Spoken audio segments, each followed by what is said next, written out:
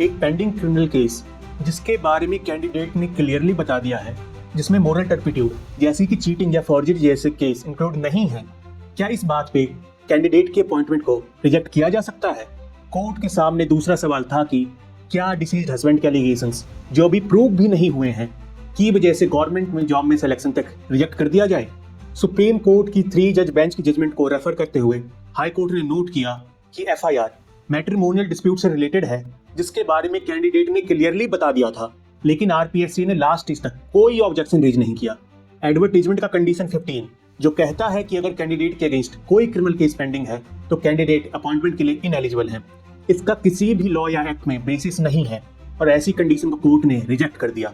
Court ने observe किया कि एम्प्लॉयर के पास पूरा हक है रिजेक्ट करने का, लेकिन रिजेक्शन का बेसिस सभी एस्पेक्ट्स को कंसीडर करते हुए होना चाहिए, ना कि मैकेनिकल वे में।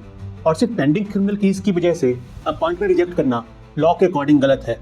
हाई कोर्ट ने अपने ही एक और केस को रेफर करते हुए दूसरे सवाल का जवाब देते हुए कहा कि अपॉइंटिंग अथॉरिटी को मैकेनिकली कैंडिडेट को रिजेक्ट नहीं करना चाहिए, बल्कि सारे एस्पेक्ट्स जैसे क्या ऑफेंस है, किस पोस्ट के लिए अपॉइंटमेंट है और कैंडिडेट कितना सुटेबल है, इस बेसिस पर अपना डिसीजन बनाना चाहिए। कोर्ट ने यह भी कहा कि रिव्यू कमेटी ने क्या सोच के पेटिशनर को रिजेक्ट किया, इसका कोई मटेरियल रिकॉर्ड कोर्ट के सामने रखा ही नहीं गया।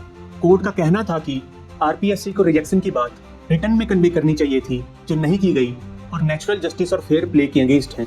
एफआईआर को एनालाइज करते हुए कोर्ट ने कहा कि इस एफआईआर में पेटिशनर पर ये एलिगेशंस हैं कि पेटिशनर ने अपने रिलेटिव्स के साथ, अपने हस्बैंड और अपनी सास के साथ मारपीट की। एफआईआर में पेटिशनर का मोटिव तक मेंशन नहीं है। एफआईआर में किसी तरह का मोरल टर्पिट्यूड यानी cheating, forgery, criminal breach of trust जैसे केस नहीं थे और ना ही सीरियस चार्ज जिस वजह से पॉइंट होने पर पेटिशनर अपनी ड्यूटीज परफॉर्म नहीं कर सकती।